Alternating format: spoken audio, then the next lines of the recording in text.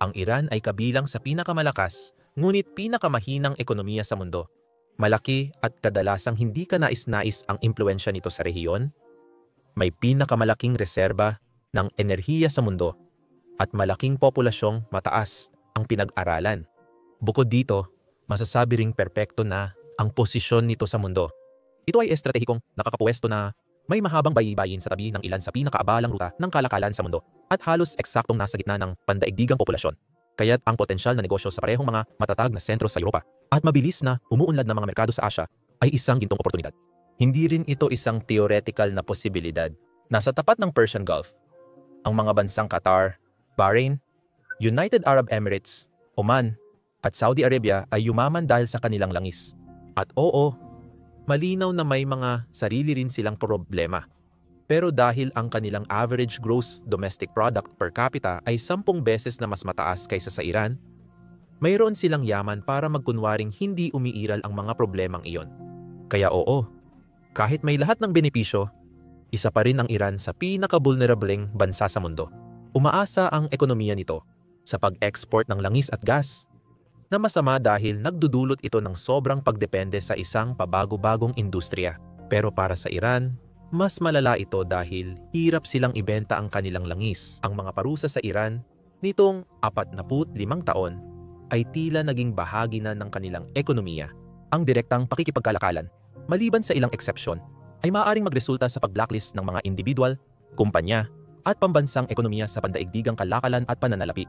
Umabot sa sukdulan ang tensyon ilang linggo na ang nakalipas ng atakihin ng United States ang mga pinaniniwalaang pasilidad nukleyar ng bansa na nagpalala sa alitan nito sa Israel, ang pangunahing karibal sa rehiyon. Ngayon, ang video na ito ay hindi tungkol sa mga pag-ataking iyon o sa mga spekulasyon kung ano ang maaaring ibig sabihin ng mga ito para sa hinaharap. Walang makakapag-predict nito.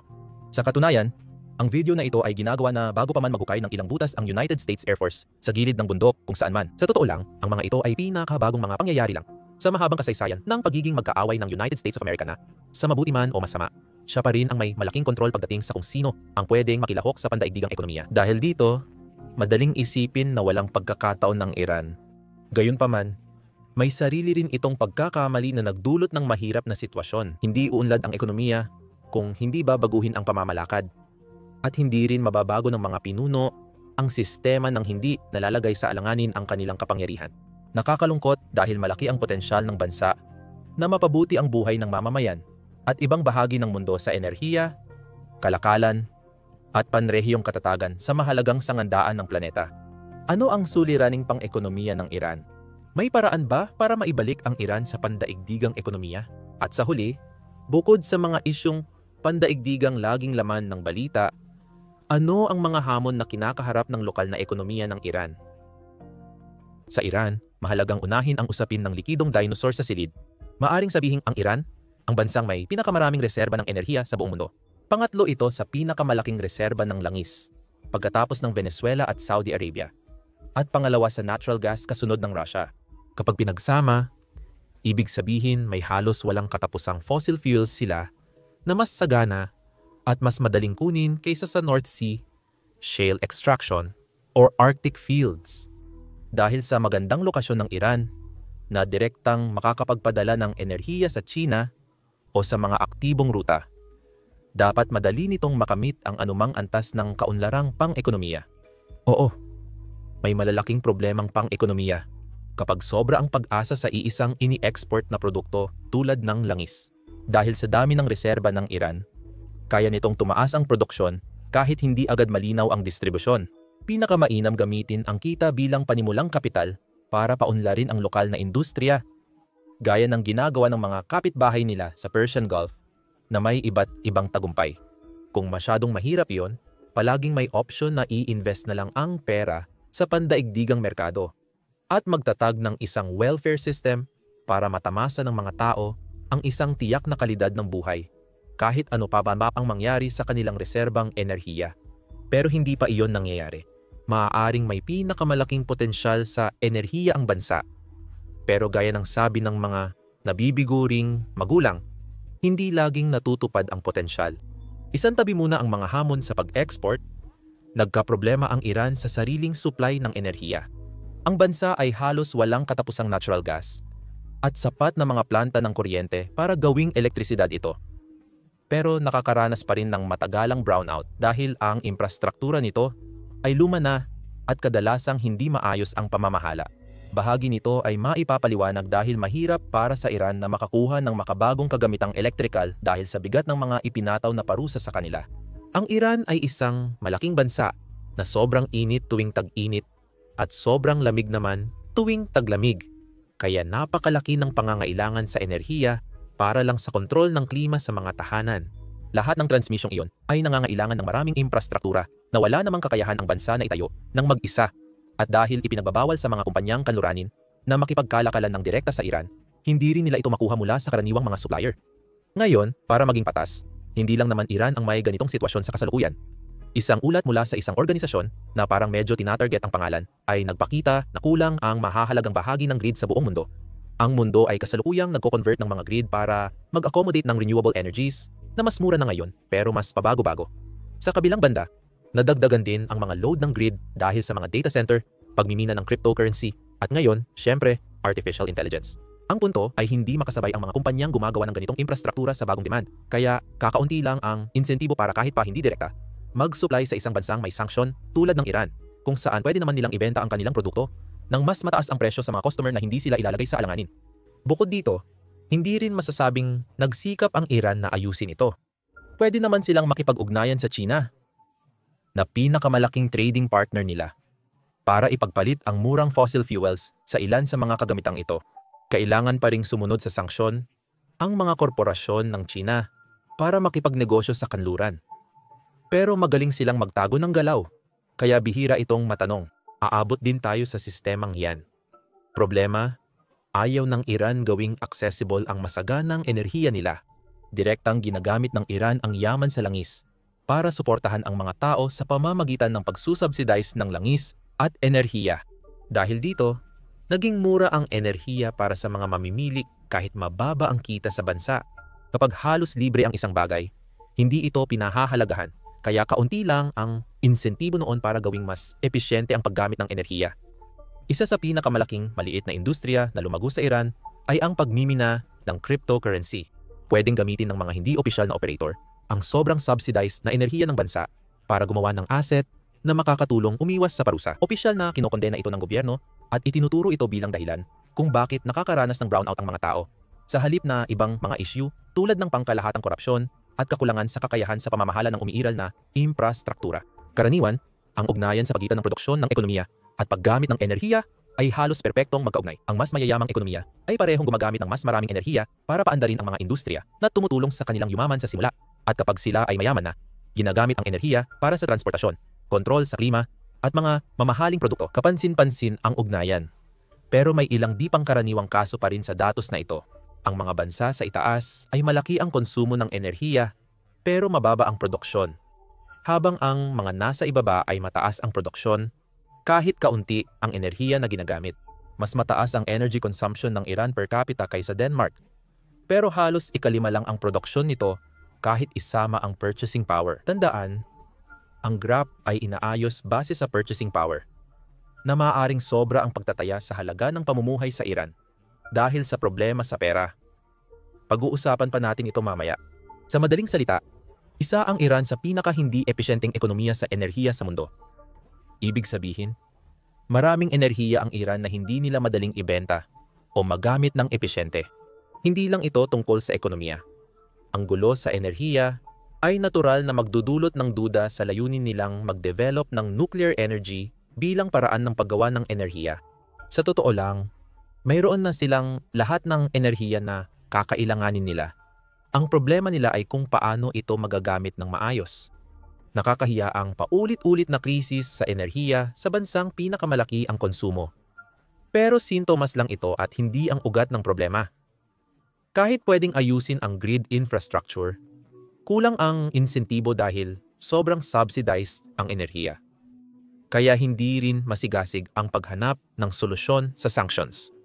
Ganito rin sa oil refining, kung saan dati ay umaangkat pa ng petrolyo dahil hindi sapat ang kakayahan nilang mag-refine. Noong pinalakas ang mga sanksyon noong taong 2010, Nagsimula silang paunlarin ang sariling kapasidad sa pagre-refine para magamit ang sarili nilang reserba sa ekonomiya. Ngayon, hindi maganda ang kalidad ng mga refinery na ito. Bahagi nito ay dahil mahirap makuha ang mga modernong kagamitan at bahagi na kailangan para sa paggawa ng mga pasilidad na ito at bahagi rin dahil sa laganap na katiwalian at korupsyon sa mga organisasyon ng bansa. Pero, nakagawa pala rin sila ng gasolina. Sapat para mapanatili ang sobrang subsidized na supply para sa sarili nilang mamamayan at magsimulang mag-export sa mga kalapit bansa na kaalyado ng Iran. Ang problema, sobrang pangit ng kalidad ng gasolina mula sa mga simpleng refinery na ito, kaya nasisira ang mga makina ng sasakyan at nagdudulot ng matinding problema sa kalidad ng hangin sa mga malalaking lungsod. Pero mura naman ito bilang isang uri ng kasunduan na parang kay Faust sa pagitan ng gobyerno at ng mga tao. Palaging sinisikap ng Iran na magbigay ng gasolina sa halagang 30,000 rial kada litro. At dati pa nga ay nag-aalok sila ng hanggang 150 litro bawat sasakyan, bawat buwan, sa kalahati ng presyong iyon. Ngayon, nasa 70 sentimo ng United States, bawat litro o $2.65 kada galon at kalahati nito sa unang 150 litro. Malinaw at maganda ang alok, tatanggapin ko din, pero hindi pa yan ang buong kwento. Ang numerong yan ay nakabase sa opisyal na palitan ng pera na nakabase naman sa hindi ganoon kalaki dahil sa mga parusa. Kakaunti lang ang opisyal na pribadong kalakalan at mataas ang inflasyon sa Iran maliban sa ilang suportado ng gobyerno. Marami ang nais magkaroon ng kinikilalang pera, kaya ang totoong palitan ay halos 20 beses na mas mataas kaysa opisyal na halaga. Ibig sabihin, ang totoong presyo ng gasolina sa Iran ay 5 sentimo kada litro o 17 sentimo kada galon. Dahil dito, nagkaroon ng masiglang black market kung saan ang mga tao ay nagpuslit ng sobrang murang gasolina papunta sa mga kalapit bansa at ibinebenta ito ng 2,000% patong. Pero mas mura pa rin ito para sa mga bumibili kaysa sa opisyal na mga tindahan. Sa madaling salita, maaaring ang pinakamalaking kita sa pinakamayamang bansang may enerhiya ay mula sa mga nagdadala ng langis gamit ang 44 na galon na drum. Nakakatawa sana ito kung hindi lang malungkot. Milyon-milyong tao ang maaaring gumanda ang buhay. Pero hindi ito nangyayari dahil mas pinipili nilang manatili sa nakasanayan. Isa sa mga pangunahing hamon ng Iran ay ang mga parusa. Makakatulong sana sa ekonomiya kung mababawasan ang mga iyon. Pero ang problema, hindi kayang magdesisyon ng ekonomiya para sa sarili nito. Bunga ito ng maraming magkakasalungat na insentibo. Nais ng United States panatilihin ang kontrol sa rehiyon at tutol sa paggawa ng nuclear na armas laban sa kanila o kaalyado nila. Matagal nang pinagdedebatehan kung dapat bang United States ang pandaigdigang pulisya at kung kailangan nilang makialam sa ibang bansa. Pero sa ngayon, sila pa rin ang may kapangyarihan. Lagi nang kabilang ang Iran sa mga bansang may pinakamaraming parusa sa mundo. Para sa maraming bansa, hindi rin sila pwedeng makipagnegosyo sa Iran kahit ayaw nilang makialam sa sitwasyon. Ang mga negosyong may transaksyon sa mga organisasyon sa Iran ay maaring mawalan ng karapatang mag-operate at mawalan ng access sa mga United States Bank, insurance, at SWIFT transfer system. Mas mahalagang sentro ng komersyal ang United States of America kaysa Iran. Pero kahit hindi nakikipagnegosyo sa United States of America ang ibang kumpanya o bansa, kailangan pa rin nilang sumunod dahil baka gusto nilang makipagnegosyo sa negosyo na konektado sa United States of America. Dahil sa global na Know Your Customer laws, kahit konting distansya ay pwedeng magkaproblema.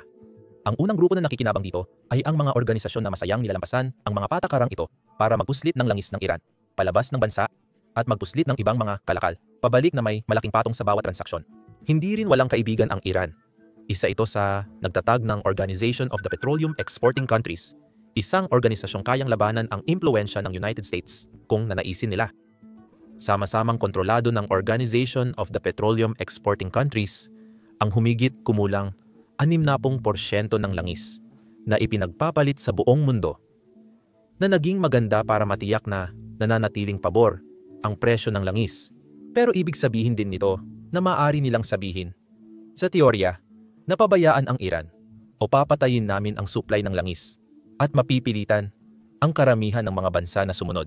Ngayon, hindi pa nila ginagawa iyon dahil bagamat nagtutulungan ang mga bansang ito, kontrol lang sa supply ng langis ang layunin nila, hindi ang ibang geopolitical na layunin. Iyon ang opisyal na pahayag. Kahit na ganoon nga ang kaso, marami sa mga miyembro ng Organization of the Petroleum Exporting Countries ay kasing sungit, kung hindi man mas masungit pa, laban sa Iran kumpara sa Estados Unidos. At sa huli, gumagana ang buong sistema ng Organization of the Petroleum Exporting Countries dahil bawat miyembro ay nagsasakripisyo ng kaunti sa kanilang kakayahang mag-produce para mapanatiling limitado ang supply. Kung hindi rin naman pinapayagan ang Iran na magbenta ng langis nito, mas pinapadali lang nito ang lahat para sa ibang mga bansa. Dahil mas marami silang mabebenta kaysa sa dati nilang kayang ibenta kung may isa pang miyembro na nagsusupply ng langis sa buong mundo. Ang kasalukuyang kalagayan ay pabor din sa mga bansa tulad ng China na siyang pinakamalaking nakikinabang sa murang enerhiya mula sa black market na ibinibigay ng Iran. Kung walang sanksyon, mas mataas ang presyo ng enerhiya na kailangan nilang bayaran sa merkado. Higit sa lahat, pabor sa mga namumuno ang kasalukuyang kalagayan. Ang pagbibigay ng konsesyon sa kanluran ay itinuturing na kahinaan ng mga fundamentalista, habang ang pagbibigay nito sa sariling mamamayan ay nakikita bilang madulas na landas. Halimbawa, hindi gumagana gaya ng inaasahan ang labis na suportang langis at enerhiya ng Iran. Ito ay sinamantala lamang ng mga tao na kumikita sa pamamagitan ng arbitrage sa mga hindi kayang panatilihing diskwento. Pero, nang alisin ang mga diskwento, naranasan ng bansa ang matinding kaguluhang sibil mula noong rebolusyong nagpabagsak sa huling rehimen. Gumawa kami ng video noon tungkol sa dahilan kung bakit hindi motivated ang Iran na bigyan ng kalayaan at ekonomikong oportunidad ang mga tao nila. Gaya ng dati, ayaw naming ulitin, pero kahit maginhawa para sa may kapangyarihan, ang kasalukuyang kalagayan kapalit ng kapakanan ng tao, hindi ito magtatagal. Mataas ang unemployment at inflation.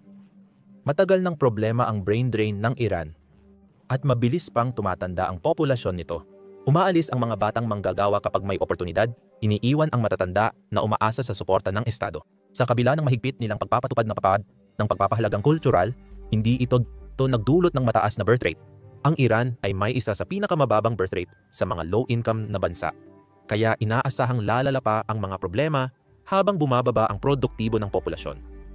Sa totoo lang, ang paggawa ng mga structural at pangmatagalang pagbabago ay mangangailangan ng pagbawi sa maraming sistemang kinagisnan na ng mga tao na sa isang bansang nasa napakahinang kalagayan ay hindi basta-basta gagawin ng mga namumuno.